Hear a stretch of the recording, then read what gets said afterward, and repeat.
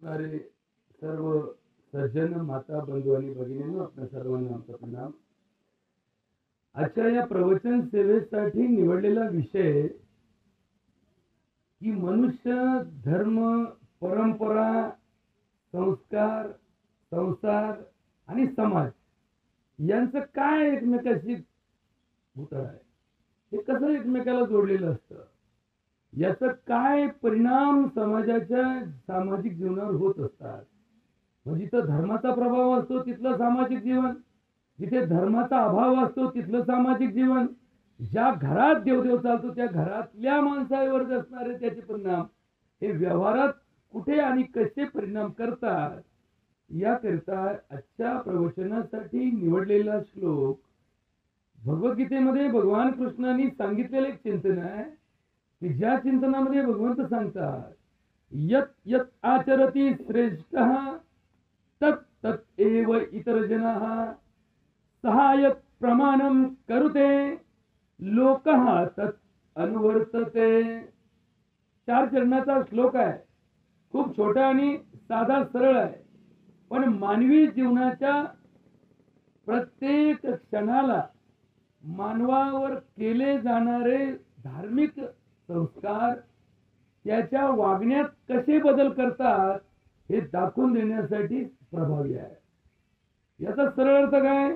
यत यत आचरती श्रेष्ठ.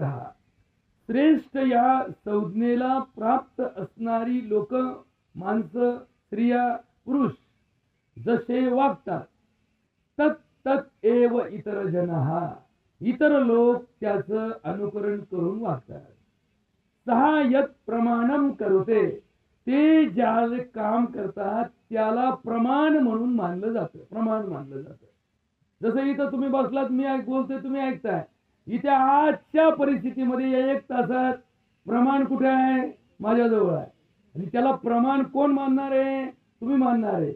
मी जर चुकीचं सांगितलं तर कदाचित तुम्हाला ते चुकीचं म्हणून योग्य वाटेल का? कारण एक महाराज सांगतोय म्हणजे खरंच असेल. आता महाराजांची बुद्धी जर जाग्यावर असेल तर तुम्ही ऐकलेलं खरं असू शकतं. महाराजाचं डोकं जर फिरलं असेल तर एखाद्या समाजावर डोके फिरूच वाढवतील ना. याचा परिणाम इतका गंभीर होतो की एका जिल्ह्याचा कलेक्टर चुकला तर अख्ख्या जिल्ह्याचं वाटोळं करू शकतो. एखादा खड्डे खाणारा चुकला तर काय होईल? खड्डा चुकन बा, इकडे घ्यायचं तिकडे घ्या. पण ज्याच्या त्याच्या अधिकारावर समाजाचे परिणाम अवलंबून असतात. सहायत प्रमाणम करोते लोकः तत् अनुवर्तते. लोक तसंच वागतात की ज्याला श्रेष्ठ समजतात आणि त्याला प्रमाण मानतात. आता इथे 3 प्रश्न उपस्थित होतात. श्रेष्ठ कोण? श्रेष्ठ कोण? कोण श्रेष्ठ म्हणतो? तर श्रेष्ठाची व्याख्या फक्त वयात बसत नाही. एखादा वयाने श्रेष्ठ आहे म्हणून तो श्रेष्ठ झाला असं नाही. असे कित्येक लोक आहेत की ज्यांचं वय 50 वर्ष आहे, ज्यांची तब्येत 100 किलोची आहे, चालले तर लोकांना भीती दाखवतील अशा प्रकारे त्यांची शारीरिक यष्टी आहे. पण त्याचं ज्ञान, त्याचं शिक्षण आणि त्याचं वर्तन असं असतं की शेंबडं पोरगही त्याला अरे तुरे म्हणतं. अरे एवढा धिप्पड म्हणून तुम्ही अरे अति असायचे आमच्या गावात येडे येते. म्हणजे शेंबडं पोरग सुद्धा त्याच्या तब्येतीला घाबरत नाही, त्याच्या वयाला घाबरत नाही. त्याच्या उलट आपल्या एखाद्या गावामध्ये एखादा कमी वयाचा असतो, वय कमी आहे, पण त्याचं ज्ञान, त्याचं वागणं आणि त्याचं बोलणं, एखादा 100 वर्षाचा माणूस सुद्धा त्याच्यापुढे नतमस्तक होतो आणि त्याचं दर्शन घेतो. मग आता दर्शन घेण्यासाठी पात्रता काय आहे? की त्याच्यापाशी ज्ञान असावं आणि ज्ञानयुक्त कर्म असावं आणि कर्म हा त्याच्यासाठी परमार्थ असावा. तो कर्म करी सकळे परी कर्म बंधान आकळे, जैसे न सिंपे जळी जळे पद्मपत्र. ज्याच्याजवळ हा संस्कार आहे त्याचं वागणं चुकतच नाही. वागणं का चुकतं? काहीतरी डोक्यात भोंगा असल्याशिवाय वागणं चुकत नाही. मतलबासाठी चुकतं, वासनेसाठी चुकतं, विषय चुकला की वागणं चुकतं, विषय चुकला की वागणं चुकतं. आई मुलाप्रती विषय बरोबर ठेवते म्हणून आईचं वागणं मुलाप्रती चुकत नाही.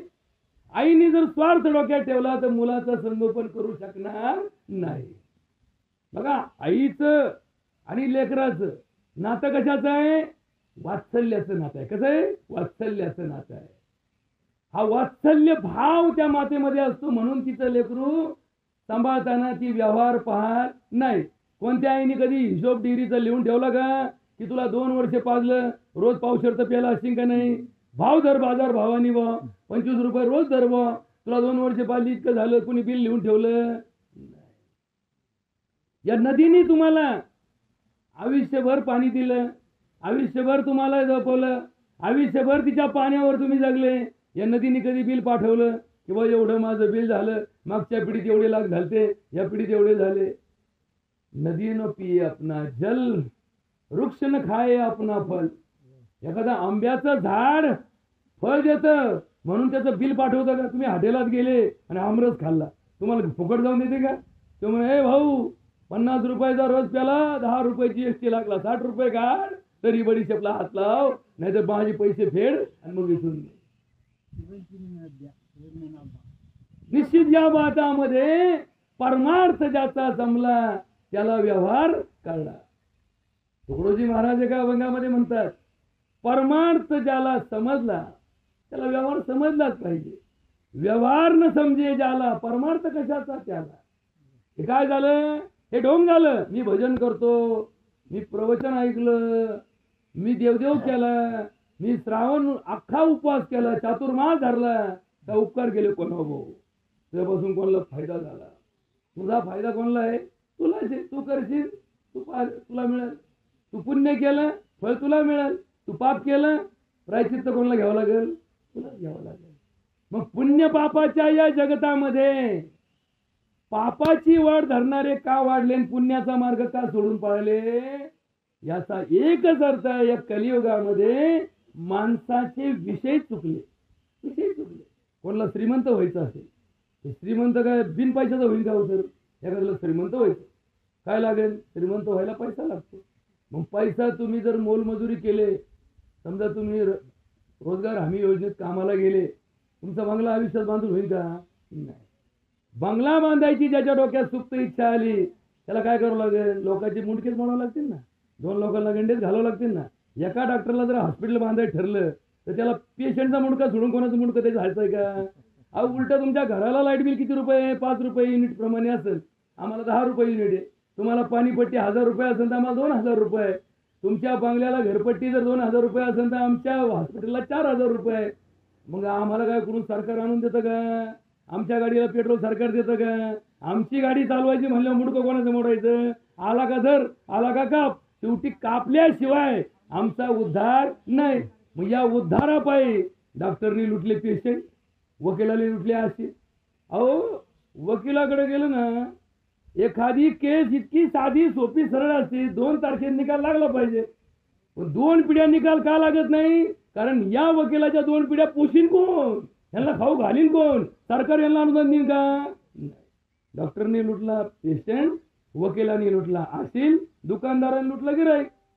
लहानपणी घासलेट होतं काय, मी आपला डबडा घेऊन जायचं. बाप म्हणे, जा रे सुन्या, जा घासलेट घेऊन ये. ते घासलेटवाला काय करायचा? ते डबडं आहे ना, ते असं हलवायचा, हा खाली वर करायचं बरं का, आणि मग ते 5 लिटर घासलेट ओतायचं. आता त्याचा निघतो फेस. फेस आला का घासलेटाचा वरचा जो माप आहे त्या मापात वरती काय राहतो? फेस राहतो. मला म्हणायचं भरलं का नाही 5 लिटर? भरलं. घरी गेल्यावर आई म्हणते, मी खून करून ठेवलेली आहे, इथं 5 भरतय, खाली का आलं? त्या दुकानदाराकडे मी गेलो, म्हणलं, अरे भाऊ माझ्या आईने मला झापलं. तो म्हणला, तुला मी मोजून दिलं का नाही 5 लिटर? मला लहानपणी काय कळलं, भोळे भाबडे आणि भामटे बुरटे याच्यात कसा फरक पडतो बघा. दुकानदाराने लुटलं गिऱ्हाईक. अहो, एवढंच काय आलं, या गाड्या चालून चालून चालून या धंद्यात पॅसेंजर कसा लुटायचा याची अक्कल कोण शिकलं? ड्रायव्हर शिकला. बरोबर गुतला काय घंटा मला, गाडी यायच्या आधी बरोबर याची जिपडं लावतो. गाडी यायच्या चला चला चला चला म्हणतो, थोडा पुढे नेऊन उभा करतो, ती गाडी मागून येते, ती पुढे निघून जाती, हा उभा करतो. बरं याला धडमध्ये ते थांबा ना, असा गुतून ठेवायचा का गिराईक सुटलं बी नाही पाहिजे आणि गिराईक पोचलं बी नाही पाहिजे, असा बराबर डोक्याने कार्यक्रम चालू असतो. मास्तरने लुटला विद्यार्थी. मास्तर काय नाही, एक पोरग त्याच्या ज्ञानाने त्याच्या बुद्धीने पहिलं आलं. आता त्याच्या बापाने त्याचं नाव छापावा का मास्तरनी छापावा?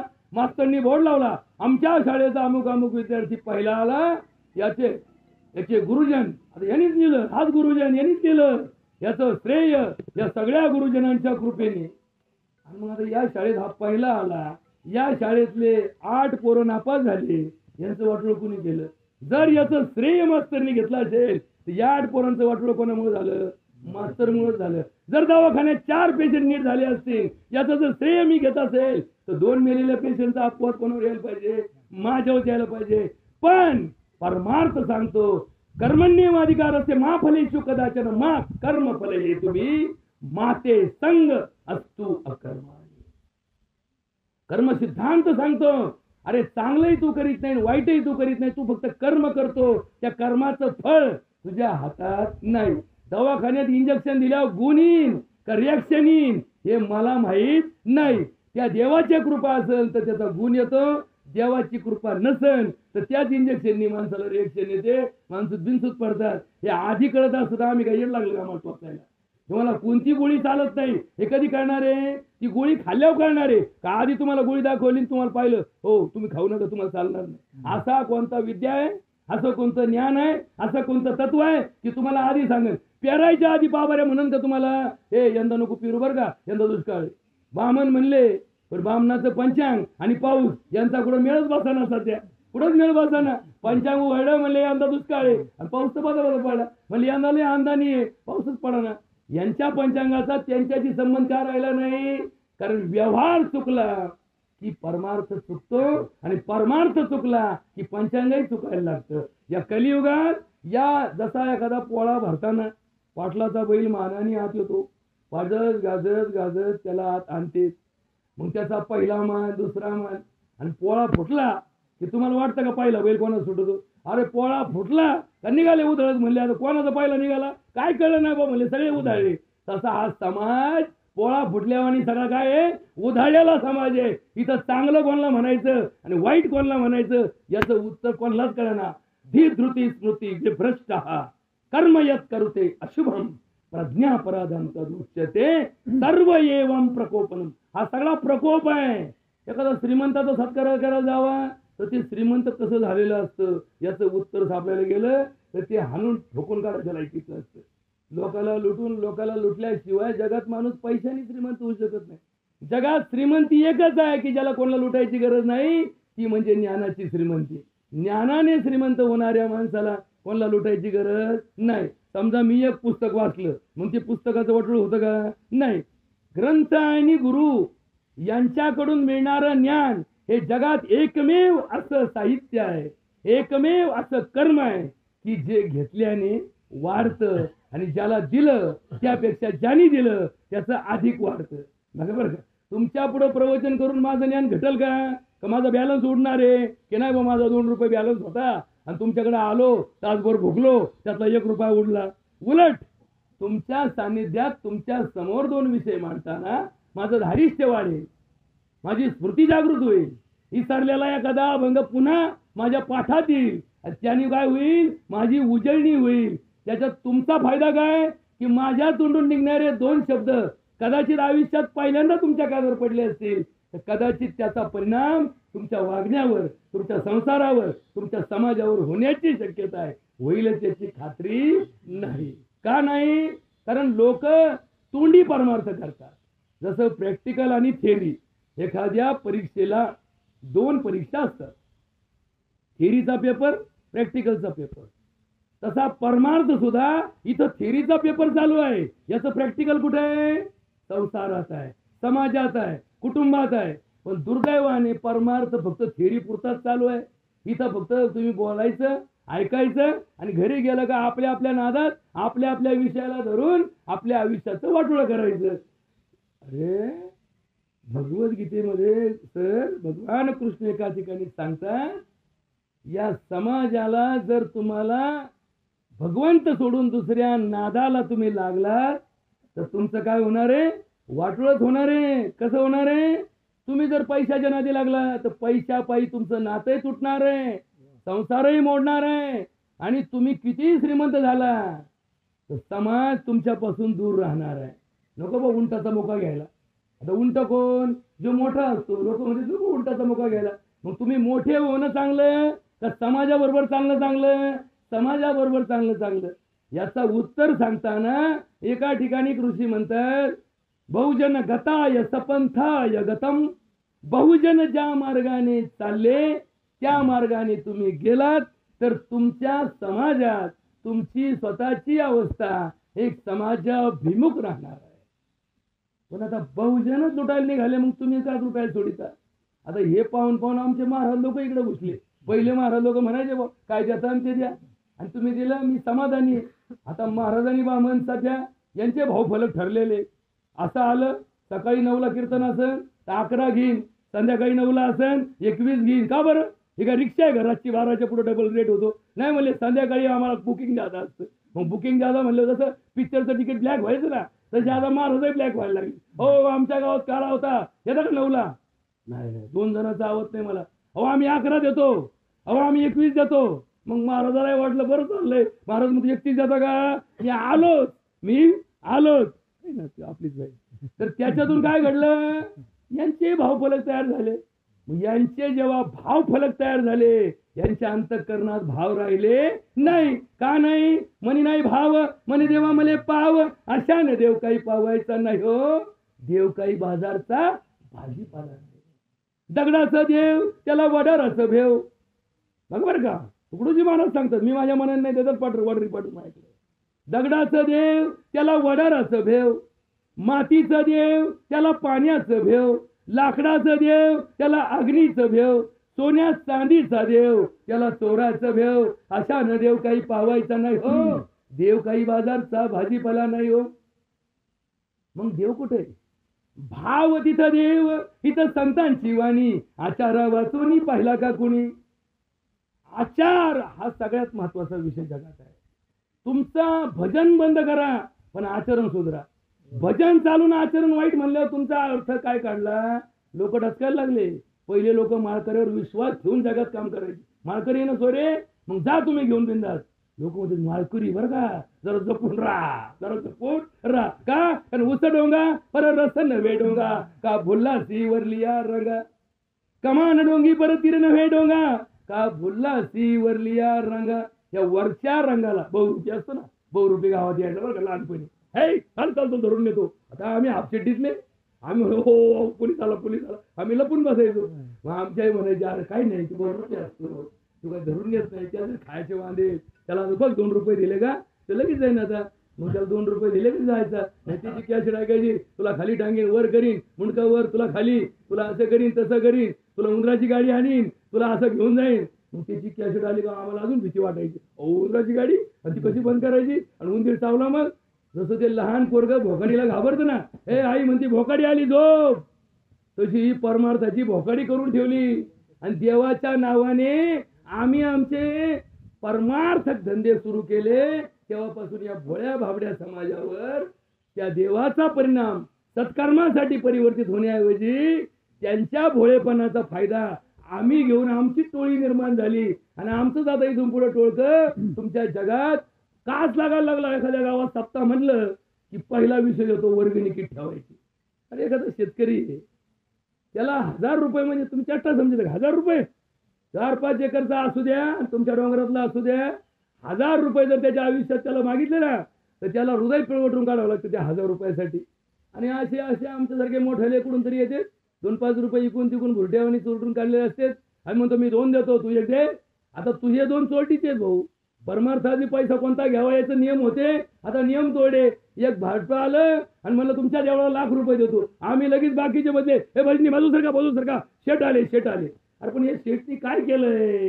यांनी कोणाला लुटलंय? हे पैसा आलाय कुठून? हा काळा का गोरा? कधी पाहिलंय? होय भजनी बंद कर, कीर्तनकार बंद कर, शेट आले. असे शेठ 1,00,000 रुपये देवळाला द्यायला निघाला. म्हणून हा काय झाला? दानशूर झाला. पण दान ज्या धनाने करतो ते धन आलं कुठून? जर त्याचा मार्ग चुकला असेल तर त्या मंदिराला रुपया घेतलं का जाऊ? सांगा. अभ्या हलकट नाहीये, तुझ्या रुपयावर बसलेलं नाहीये. ते पैसे तिकडच घाल, तिकडच तुला कोणत्या मार्गाला वापरायचे वापर.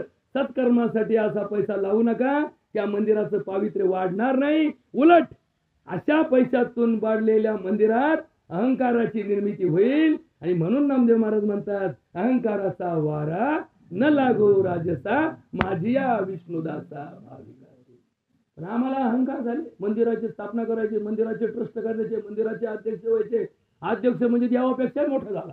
अरे देवापेक्षा मोठा झाला. अरे सर, त्या पंढरपूरच्या रस्त्याला विठ्ठल भक्तांचे हार्दिक स्वागत बोर्ड लावले, स्वागत उत्सुक अमुक अमुक अमुक शामडा गोमडा रोमडा. त्या बोर्ड वरती विठ्ठलाचा फोटो 2 फुटाचा आणि या भामट्याचा फोटो 20 फुटाचा. विठ्ठल मोठा का हा मोठा? म्हणले नाही, विठ्ठल मोठा. पण जर माझा फोटो 2 फुटाचा छापला आणि विठ्ठलाचा जर 20 फुटाचा छापला तर लोक माझ्याकडे बघणारच नाही, वाचवायला पडेल ना माझा फोटो. मग मी खर्च केला, एवढा मोठा 20,000 रुपयाचा बोर्ड लावला, लोकांना काय माहित कोणी लावला. अरे दान असं असावं, या हाताने केलेलं डाव्या हाताला कळू नये, त्याला दान म्हणतात. आपण 100 रुपये दान करतो आणि 3दा विचार करतो, लगेच त्याला मोबाईल सांगतो, हे अरे आपलं नाव नाही आलं अजून. अरे हलकटा 100 रुपये दिले आणि 100 वेळा फोन करून सांगतो हे 100 घ्या तुझे. पण आम्ही अशा हलकट, एका शाळेला एकाने देणगी दिली, 11,000 रुपये देणगी दिली. पण 8 काय घातली गुरुजी, बरं का सर, 11,000 रुपये देईन. पण माझ्या बापाच्या नावाने संगमरेवराचा बोर्ड करून आणि तेवढा शाळेच्या बोर्डवर लावा, हल्ल्या त्याच्यावरती याच्या बापाच्या स्मरणार्थ अमुक अमुक यांनी अशा 11,000 रुपये देणगी दिली, धन्यवाद, देव त्यांचं कल्याण करू. 11,000ची देणगी, बोर्ड 20,000चा. त्याच्या बापाने शिकवलं होतं गेला असं. त्याच्यापेक्षा अजून दिल्या त्या 11 तर शाळेचा रंग तर झाला असता ना. पण भामट्याला काय करत होतं, प्रसिद्धी मिळवायची होती. आणि या प्रसिद्धी पायी, पैशा पायी, प्रॉपर्टी पायी, पदापायी, पदासाठी इतके लालची झालेत की यांचे विषय कुठं चाललेत याचं कोणालाच घेणं राहिलं नाही. म्हणून माऊली एका ठिकाणी भगवद्गीतेमध्ये भगवान कृष्ण सांगतात, अरे तुमचे विषय चुकले ना, तुमचं वाटोळं ठरलेलं आहे. ध्यायते विषयान पुंसा संगतेषु उपजायते, संगात संजायते कामान, कामात क्रोध अभिजायते, क्रोधात भवति सम्मोहा, सम्मोहात स्मृतिविभ्रमा, स्मृतिभ्रंशात बुद्धिनाशो, बुद्धिनाशात प्रणश्यन्ते. बुद्धी भंजाळलेली बुद्धी म्हणतो ना आपण, भंजाळा समाज भंजाळा. हे लबाडाचं जग आहे. हे जग कोणाचं आहे सध्या? लबाडाचं आणि भामट्याचं जग आहे. हे जिकडं तिकडं एकच आहे. अरे पूर्वी समाज आमच्या मागच्या 2 पिढ्या दानासाठी जागा पाहिजे. कशासाठी जागा पाहिजे? चला भाऊ माझ्याकडे 2 पोते आहेत ना, हे अर्ध पोत वाटून टाका. का? कारण देवाचं काम, देवाने मला धान्य दिलंय, या धान्याचा वाटा देवाच्या नावाने द्यायची माझी इच्छा आहे. मग ते धान्य देऊन टाकायचे. कोणाला वानुळे द्यायचे. समजा कोणी जर आपलं काही नाही काम निघलं तर वानुळे देऊन टाकायचे. चला बा मामाला दिला, काकाला दिला, चला हे वाटणे व्हायचे. पहिले जर आमच्याकडे 100 वैरण न्यायला आले ना कोणी तर आम्ही स्थळी द्यायचो, 5 स्थळी द्यायचो, 5 स्थळी चालायची. बरोबर. आमच्याकडे जेव्हा कैऱ्या ऐकायचे ना, म्हणले जा कानूरला जाऊन कैऱ्या घेऊन ये. आता लहानपणी कैरी कानूरची फेमस, आपला आंबा फेमस, चिकनी आंबा इकडचा. आणि मला म्हणायचे जा घेऊन ये. आमचा बाप म्हणायचा जा कैऱ्या घेऊन ये आपल्याला. मी यायचो, आपलं गाडी बारीक होती ना आपली, यायचो आणि गाडीचा मी म्हणायचो मला 100 कैरी पाहिजे. तो शेतकरी मी आपला गुन्हे धरायचो, तो 100 टाकीतो, 150 टाकीतो. मी म्हणजे याचं गणित चुकत काय नू, 150 टाकीतोय. बघा तुम्ही किती फडाचा किती शेकडा, आणि तो दाखवतोय 215. अरे मी म्हणलो काय माणूस आहे. बरं आपण बोलावं तर आपलं नुकसान होईल. मी म्हणायचो किती पैसे झाले? ते म्हणायचं 100चे झाले 100 रुपये. मी म्हणायचो अरे 100चे 100 रुपये, मग यांनी तुम्हाला 215 दिले का दिले? अहो शेतकरी आहे, काय तुमच्यावानी हलकट नाहीये. या जगात, नीट वाक्य आहे का, या जगात अनेक धंदे आहेत, अनेक व्यवसाय आहेत, अनेक सेवा आहेत, अनेक कामं चालू आहेत.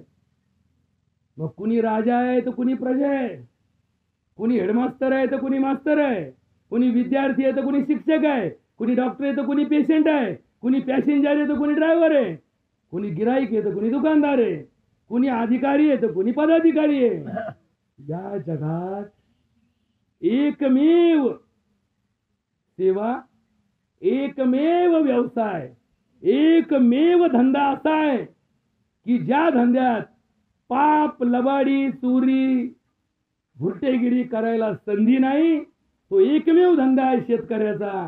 आणि शेतकरी सोडून असा एकही धंदा नाही की ज्या धंद्यात भामटे नाहीत, ज्या धंद्यात भुरटे नाहीत, ज्या धंद्यात दुटारू नाहीत. लुटल्याशिवाय 2 रुपये मिळणारच नाही. शेतकऱ्यांनी एका शेतीमध्ये 1 बिघा जमिनीत 1 शेर पेरलं आणि त्याला जर 1 मन झालं तर शेराचा मन करायला जगात कोणाचाच वाटोळ करायची गरज नाही. ना वावराचं नुकसान ना कोणाचं नुकसान. शेराची मन करायला त्याला फक्त करावं लागली मेहनत आणि अवलंबून राहावं लागलं भगवंताच्या निसर्गावर अवलंबून राहावं लागलं. पण जर तुम्हाला 10 रुपये बाहेर कमवायचे असतील तर ते 10 रुपये कुणाच्या तरी खिशातून घेतल्याशिवाय तुमच्या खिशात 10 रुपये येणार नाही. त्यामुळे या जगामध्ये हा हिंदू धर्म, ही हिंदू संस्कृती, हा सनातन धर्म फक्त एकाच विषयाला धरून निर्माण झाला, तो म्हणजे शेती आणि शेतीला पूरक व्यवसाय. या 12 बुलुक्यांचा 18 पगड जातीचा हा धर्म एकमेकावर परावलंबी होता, पण एकमेकाला साथीदार होता. सुताराच्या नेटावर शेतकऱ्याचे अवजार, लवाराच्या चाकावर लवाराच्या आव्यावरती तुमच्या शेतकऱ्याचे अवजार, कुंभाराच्या मडक्याने शेतकऱ्याचं काम चालायचं. या सगळ्यांचं एकमेकाचं परावलंबित्व हे स्वावलंबनामध्ये परिवर्तन व्हायचं. ज्या वर्षी दुष्काळ पडन त्या वर्षी कायद्याप्रमाणे नियमाप्रमाणे तुमची आसामी फुकट असायची. समजा तुमच्या डोक्या करणारा न्हावी आला तर ठरलेलं होतं आसामी 5 पासून ते माणसागणी त्याला द्यायची. पण ज्या वर्षी तुमच्या वावरात एकही दाणा आला नाही, एकही कणीस आलं नाही आणि एकही तुमची पिंडी तयार नाही, तर तुमच्या घरी काय ते लिहून ठेवलं का की पुढच्या वर्षी हे 5 घेईन, तुला नाही मिळालं तर मलाही नाही.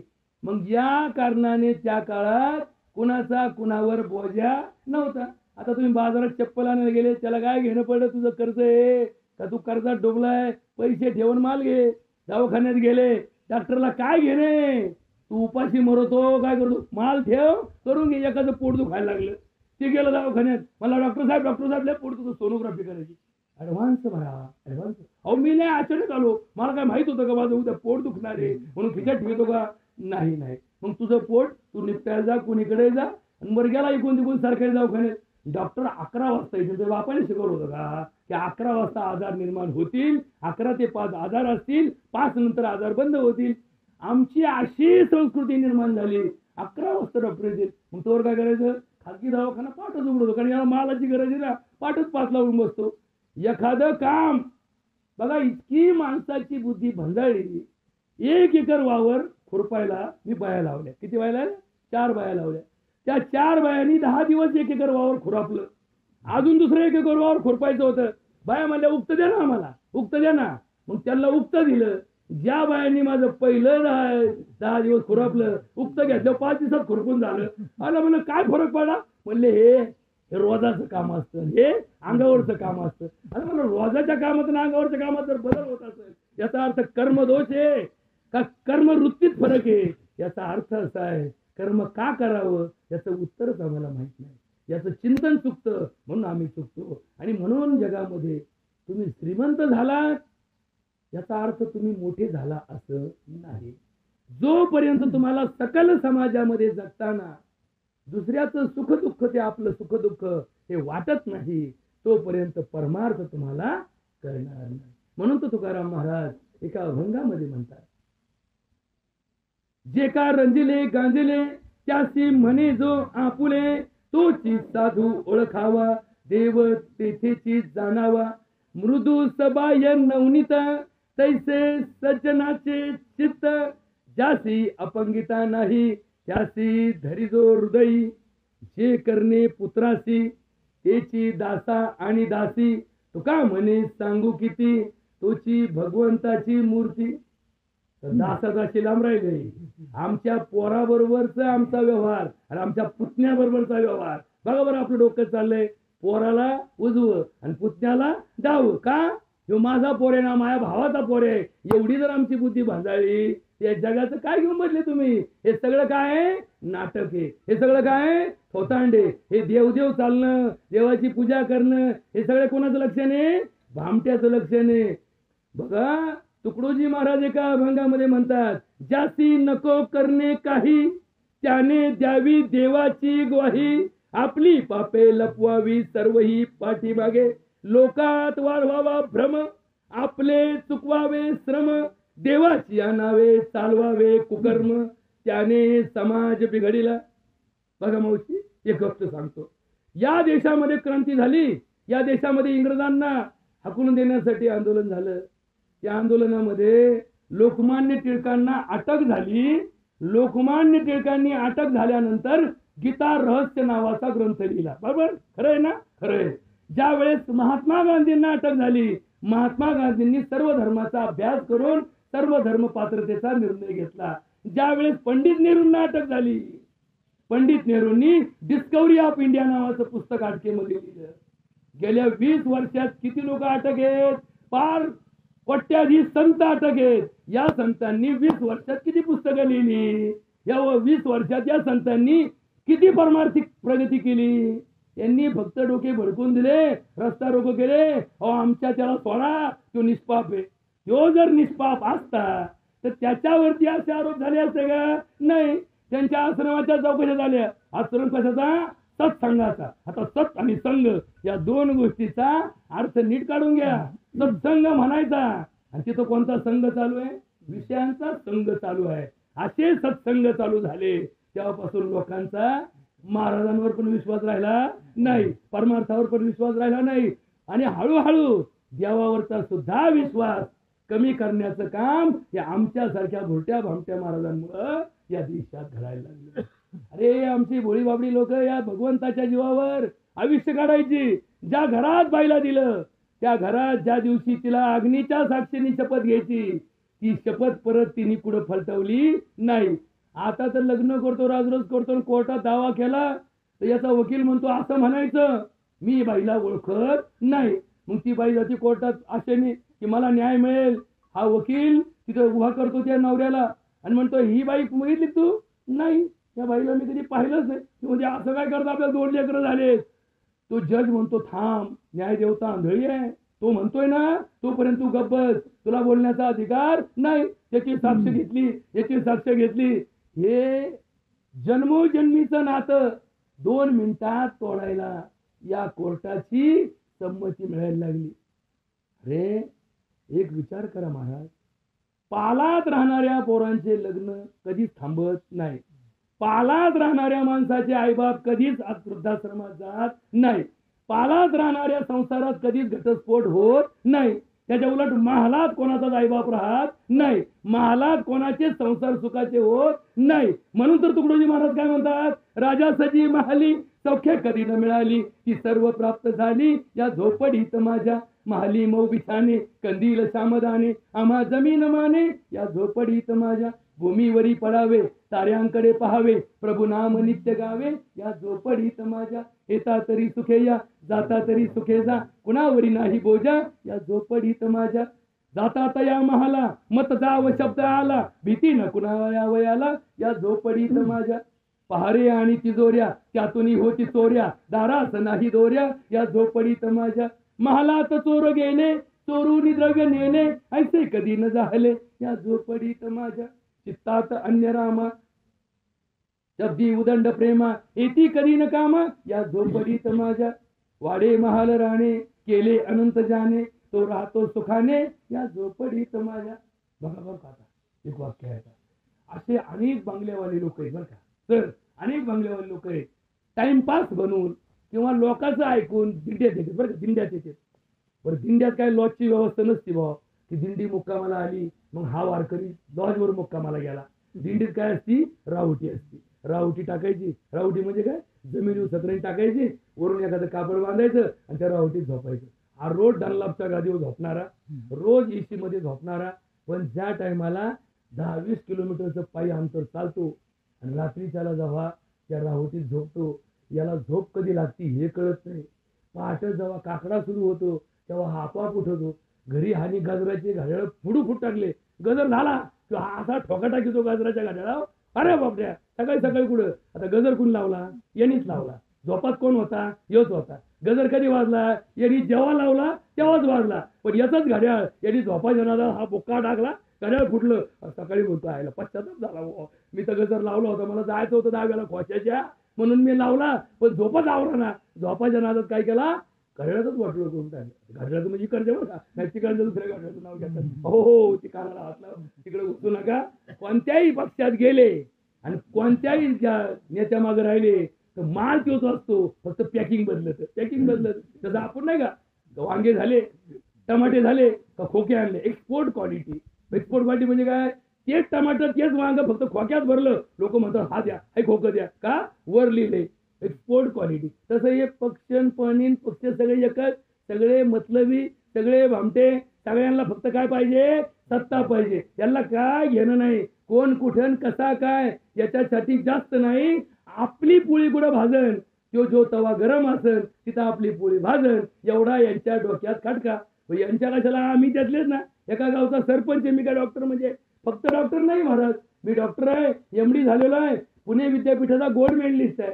एका गावात राहतो, त्या गावात आयुष्यभर माझी वैद्यकीय सेवा करतो.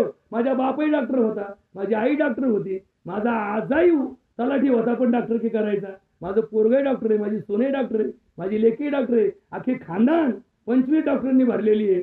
आणि ज्या गावात सेवा करतो त्या गावातल्या लोकांनी, माझ्या घरात मतं किती सर, 3 मतं आहेत, आणि त्या गावानी 3000 मताच्या गावानी 300 मतांनी मला निवडून दिलं. त्याच्यापेक्षा अजून काय फळ मिळालं पाहिजे माणसाला.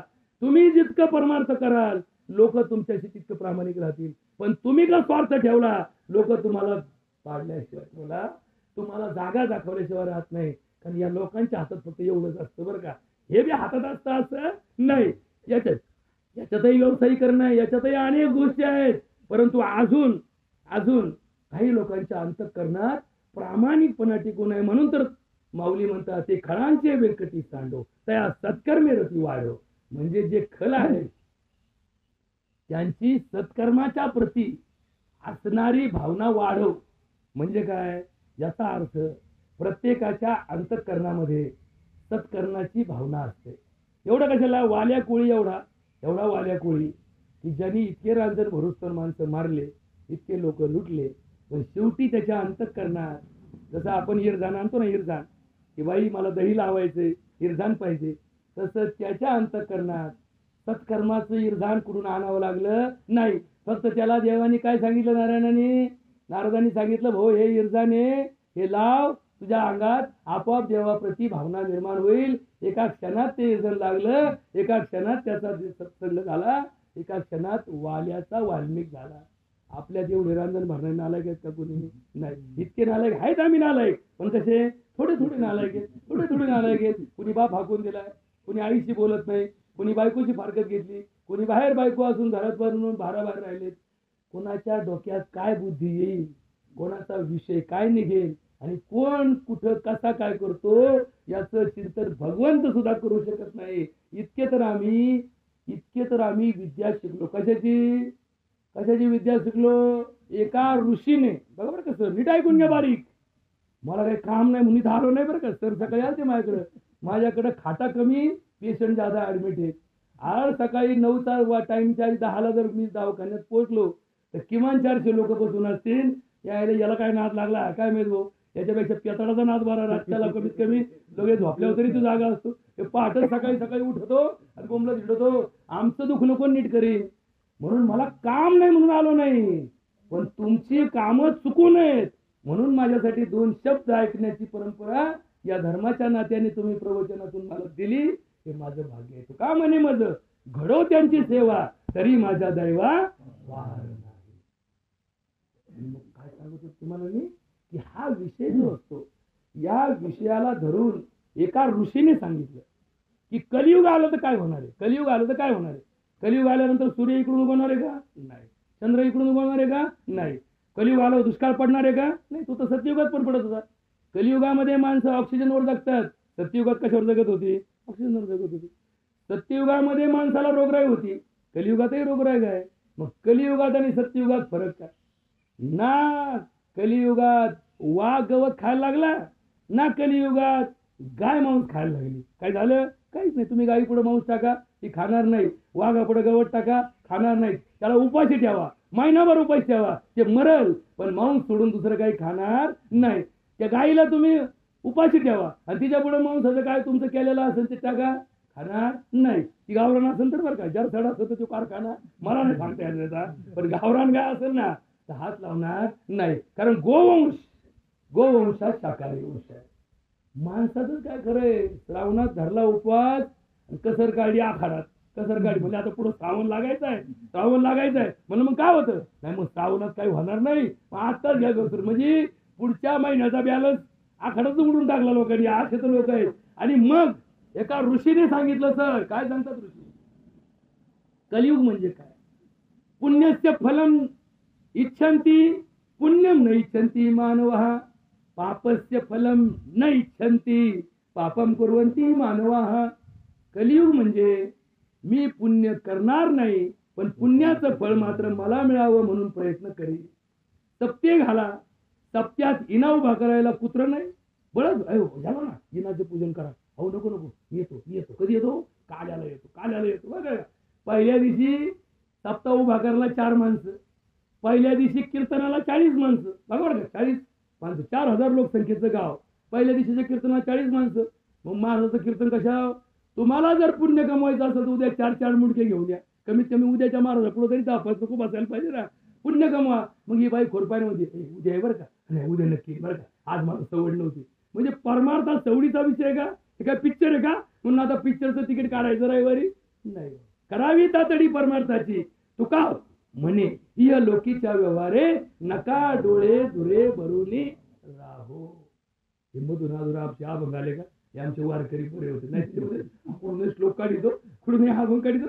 वारकऱ्यांचा संप्रदाय मोठा आहे, पण प्रमाण फक्त तोंडी बोलण्या नाही, तायत प्रमाणम करते लोक हा तत्व.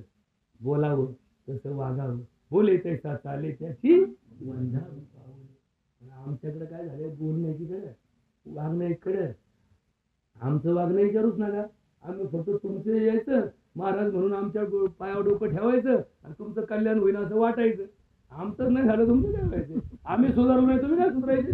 फक्त 2 तास एखादं नाटक करल्यासारखं नाटकासारखं बोलायचं आणि वागण्यास मात्र आमच्या पतीने चालायचं. अशामुळं परमार्थाचा परिणाम व्हायला. परमार्थाचा परिणाम कधी होत होता, तुकाराम महाराज जेव्हा परमार्थ करायचे त्यावेळेस काय म्हणायचे, ज्या गावी करावे कीर्तन त्या गावी न सेवावे अन्न.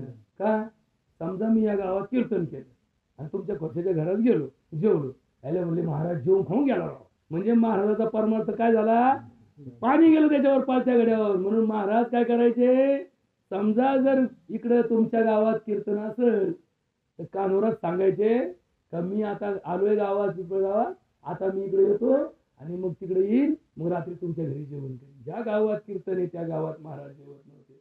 आता आम्ही कीर्तन मोडय, महाराज कमून हालाना, महाराज हालाना पाकिटासाठी, पाकिटच भेटणार ना अजून, जवळ पाकिट नाही, याला तुम्ही आधी पाकिट द्या, ते अर्ध्या घंट्यात कीर्तन उरकी. याचं पाकिट लांब ठेवा, जसं सर्कशीत नाही का, सर्कशीमध्ये ते प्राणी असतेच ना, त्यांना कधी खायला घालतात माहिती तुम्हाला, ते सर्कसचा खेळ मोडा की मग खायला घालते. जसं ते गाढव नाही का, त्याच्या पुढे गवत ठेवलं की ते गाढव पुढं चालतं, त्याला वाटतं गवत खावा ते ओलं वाहतं. तसे आम्ही कोणी गाढवच आहेत, फक्त कसे रंगरूपाने वेगळे, बाकी आमच्यात आणि त्यांच्यात फार फरक नाही. कोण म्हणतं, तुकाराम महाराज एका अभंगामध्ये सांगतात, नीट ऐका बरं का, बारीक ऐका, माझ्या डोक्याचं काही सांगत नाही. कथा करून या दावी प्रेम कळा, अंतरी जिव्हाळा कुकर्माचा, तुळशी खोवी कानी दर्भ खोवी शेंडी, लटकी धरी बोंडी नाशिकाची, तिळे टोपी माळा देवाचे गवाळे, वागवी आगळे पोटासाठी, गोसाव्याच्या रूपे हेरी परणारी, तयाची अंतरी कामलोभ. बरोबर का, कोण म्हणतं, तुकाराम महाराज म्हणतात, कीर्तनाचे वेळी रडे पडे लोळे, प्रेमे विना डोळे गळताती. कीर्तन सांगायचं, 2 लाख रुपये रामायण सांगायचे घ्यायचे. काय सांगायचं, सीतामाई वनवासाला गेली, उन्हाचा तडाखा, खाली चप्पल पायात नाही, काटे रुततायत, आया बाया रडतायत, हाल झाले सीतामाईचे. आणि माल कोण घेऊन जाणार आहे, आम्ही लोक 2 लाख रुपयाशिवाय आम्ही करीत नाही. अख्खं रामायण 2 लाखात नसून झालं पण 7 दिवसाचं रामायण आम्ही मात्र 2 लाखाच्या खाली सांगत नाही. असं जर असन तर कोणाला राम करायचंय? आमच्यातच राम नाही राहिला तर तुम्हाला का राम सांगायचा आम्ही? बघा, या जगात हे जे चाललेलं युग आहे, या युगाचा एकच दोष आहे, आमची विषय चुकायला लागले. काय चुकायला लागले? विषय. म्हणून तुकाराम महाराज काय म्हणतात? विषय तो त्यांचा झाला नारायण, न आवडे जनधन माता पिता. म्हणजे आईबाप सुद्धा लोक विसरतात. अरे आम्ही तर परमार्थ कसा करतो? मला काय भेटन का? मला नाही भेटलं तर माझ्या बापाला भेटन का? आता हे लाडक्या बहिणी आल्यात, लोकांनी रट्टाच लावले ना. अहो माझं जमन का? माझं जमन का? म्हणलं तुला काय चालू आहे? मला ढोल चालू आहे म्हणले. पोरगा काय करतो? पोरगा बँकेत कामाला आहे. भाऊ काय करतो? भाऊ मोठा पुढारी आहे, तरी मला ढोल चालू आहे. आता आम्हाला लाज वाटली पाहिजे, लाज वाटली पाहिजे. ज्या गोष्टी खरोखर गरजवंतासाठी निर्माण झाल्या त्या लाटायची आम्हाला हिंमत कशी होत असेल? ज्या वर्षी माझ्या शेतीमध्ये धान्य पिकत असेल, माझा अर्ज गेला पाहिजे की मला विमा देऊ नका, मला अनुदान देऊ नका, देवाच्या कृपेने मला 15 रुपये पीक आलेलं आहे. पण आपण काय म्हणतो? करा आंदोलन, चला लगेच द्या आम्हाला स्कीम. लाटायची सवय लागलेल्या माणसाला धर्म वाटायला शिकवतो. धर्म लाटण्यासाठी निर्माण झाला नाही, वाटण्यासाठी निर्माण झाला. धर्माने दान शिकवलं, आम्ही दान सोडून दिलं आणि अनुदानासाठी आज बाहेर लागलो. अनुदान अनुदान, कांद्याला अनुदान, दुधाला अनुदान, वावराला अनुदान, पेरायला अनुदान. या अनुदानाच्या नादी लागले, याजाला चोकले आणि मुसलीला मुकले. वावरात लक्षच नाही. त्याला ढ्याला का? अहो ती पेर लावायची होती. वावरात काय पेरलं? पेरलं काहीच नाही. त्याला ढ्याला 100 रुपये देतो आणि कांद्याची पेर लावून टाकली तो. का? आणि उद्या कांद्याला पैसे आले की माझ्या खात्यात पैसे येतील. कष्ट करायची गरज नाही. हे सगळे आईच खाऊ करून ठेवले. विनोबा भावे, तर विनोबा भावे एका बुधान चळवळीच्या काळामध्ये एका प्रवचनात सांगून गेले, दान माणसाला नादान बनवतं. मी जर तुम्हाला फुकट रुपया दिला ना सर, वाटोळं कोणच होणार? तुमचं का माझं? तुमचंच होणार आहे. जो फुकट खातो त्याचं काय होतं? वाटोळं होतो. जो कष्टाचं खातो त्याला कधीच कमी पडत नाही. न्यूनही पुरते अधिकही सरते संसार. कोण म्हणतं? माऊली. आता शेवटी प्रवचनाचा हा प्रपंच आखडता घ्यावा लागणार आहे. कारण शेवटी काकस्पर्श हा त्याचा अंतिम अध्यक्ष असतो. जसं एखाद्या कार्यक्रमात अध्यक्षीय भाषण शेवटी असतं, तसं इथं काकस्पर्श ही याची अंतिम मुदत असते. आता एकंदरीत आमची सगळी तयारी झालेली आहे. म्हणून तुम्हाला एक वाक्य सांगतो. हा समाज सुधारायचं आणि बिघडायचं कुणाच्या हातात आहे? समाजाच्याच हातात आहे. ज्यांना ज्यांना श्रेष्ठ समजलं जातं त्यांनी त्यांचं वागणं जर सुधारलं नाही तर या समाजात बिघडणा करायसाठी कोणताही नवीन उपक्रम आणायची गरज नाही. जो डॉक्टर गुटखा खात असेल त्याचे पेशंट गुटखा सोडतील का? नाही. जो डॉक्टर धाब्यावर दारू पित असेल त्याचे पेशंट दारू सोडतील का? नाही. जो बाप तल्लप करत असेल त्याचं पोरग तल्लप सोडीन का? नाही. जो बाप भजन करत असेल त्याचं पोरग भजनात येईल का? सांगता येत नाही. बाप भजनात आणि पोरग कुठं?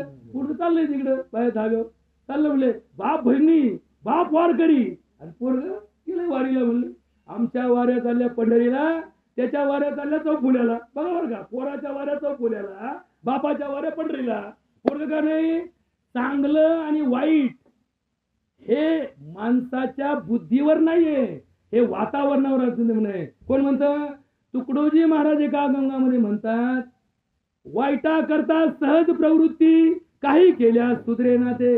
वाईटाची प्रवृत्ती सहज असते, चांगल्याची वृत्ती ही किती तुम्ही जोपासली तरी टिकत नाही. वावरातलं पीक किती मेहनत केली तरी येईल याची खात्री नाही. पण पाऊस पडल्यानंतर वावरात गवत उगवणार नाही असं साल दाखवा, असं साल दाखवा सर. असं साल आलं की वावरात गवत उगवलं नाही. कुणी पेरलं हे? कोणीच नाही. वाईटाकडे सहज प्रवृत्ती, किती खुरापलं तरी वावरातलं तण जात नाही आणि किती सांभाळलं तरी वावरात पीक येत नाही. चांगल्याला किती जपलं तरी चांगलं घडतं असं नाही. वाईटाला किती टाळलं तर वाईट घडणार नाही असं नाही. म्हणून तुम्हाला एकच विनंती करतो, तुम्ही जिथं असाल, तुम्ही जे असाल त्या ठिकाणी श्रेष्ठ म्हणून राहा. तुम्ही जर एखाद्या शाळेमध्ये शिपाई असाल तर शिपायाचं अनुकरण करणारे 90% मुलं असतात. मुख्याध्यापकाचं अनुकरण कोणताच विद्यार्थी करीत नाही, कारण मुख्याध्यापकाच्या कॅबिन मध्ये कोणताच पोरगा कधी जात नाही. तो कुठं जातो? शिपायाच्या घरी. शिपाई तंबाखू माहीत बसला की त्या शाळेचे पोरं तंबाखू मारणारच. तुम्हाला लिहून देतो मी. तो मुख्याध्यापक भले तिकडे भजनात असू द्या, कीर्तनात असू द्या, तो रोज परमार्थात असू द्या, घेणं काय पडते मुख्याध्यापकाचं? संपर्क कुणाशी असतो ज्यादा? शिपायाचे असतात. नीट लक्षात ठेवा. दवाखान्यामध्ये गेले, डॉक्टर किती मोठा असू द्या, किती विद्वान असू द्या, लोकांचा संपर्क कंपाऊंडरशी येतो. कंपाऊंडर हा त्या ठिकाणचा सगळ्यात श्रेष्ठ समजला जातो. एखाद्या सरकारी कामकाजाला गेलो तर कलेक्टरपेक्षा कलेक्टरच्या पीएला जास्त डिमांड असतो. एखाद्या मंत्र्यापेक्षा मंत्र्याच्या पीएला जास्त डिमांड असतो. आणि म्हणून तुम्ही जिथे असाल, पीए असाल नाही तर मंत्री असाल, तुम्ही ज्या ठिकाणी असाल त्या ठिकाणी फक्त एकच डोळे झाकून चिंतन करा की माझं चुकणारं वागणं हे फक्त माझ्यावर परिणाम करणार नाही, तर माझ्याकडे पाहून वागणाऱ्या अनेक लोकांवर त्याचा परिणाम होणार आहे. म्हणून माझं वागणं चुकता कामा नये. कोण सांगतं? माऊली एका ओळीमध्ये सांगतात, आम्ही समस्तही विचारिले तव ऐसेची ये मनाले, ये न सांडिजे तुवा आपुले विहित कर्म, परी कर्मफली आसन धरावी, कुकर्मी संगती न व्हावी, ते सत्क्रियाची आचरावी हेतुविन. परी अर्जुना तू योगयुक्त होऊनी, फळाचा संग टाकूनी करी कर्मे. आता इथपर्यंत सांगितलं, हे वागणं सांगितलं बरं का. आता तुम्हाला परमार्थ सांगतो. परमार्थ कशाला म्हणतात? भजन करायला परमार्थ म्हणत नाही, कीर्तन ऐकायला परमार्थ म्हणत नाही, दिंडीला गेलेल्या माणसाला परमार्थिक म्हणत नाही, एखाद्या ठिकाणी अन्नदान करणाऱ्या माणसाला परमार्थिक म्हणत नाहीत. मी सांगतो ते नीट ऐका, नीट ऐका. एखाद्या देवळाला दान देणाऱ्या माणसाला परमार्थिक म्हणत नाही. परमार्थिक कुणाला म्हणतात? जे तुला ले कर्म निपजे, ते तुले आदिपुरुषी अर्पिजे, तरी चिते परिपूर्ण होय जाण. जे केलं ते देवाला अर्पण केलं, कृष्णार्पण अस्तु, अर्पण केलं तर ते परमार्थात परिवर्तित होतं. तुम्ही केलेलं प्रत्येक कर्म पुण्यात परिवर्तित होईल, पण परमार्थात होणार नाही. आता पुण्य आणि परमार्थातला फरक सांगतो, आणि हे जू सोडून ही पाभार सोडून देतो का? कारण शेवटी कसं आहे, कुठंतरी थांबायला पाहिजे ना. नाही तर 4 एकर पेरलं आणि फराट हाकलंच नाही, दुसऱ्या दिवशी लोक म्हणे काय येणार राव, कमीत कमी 2 एकर पेरून त्याला माती आड लोटायचं होतं. तसं हे जर पेरलेलं नाही, माती आड गेलं तर असंच बोलाचा ताक बोलाचीच कडी आणि बोलाचाच भात व्हायला बसला. हरिबुद्धी जपे तो नर दुर्लभ, वाचेची सुलभ रामकृष्ण. बोलणं सुलभ आहे, पण याचा अंतःकरणाला भिडणं अवघड आहे. म्हणून तुमच्या अंतःकरणाला भिडण्यासाठी परमार्थ समजून सांगतो. एकच गोष्ट सांगतो.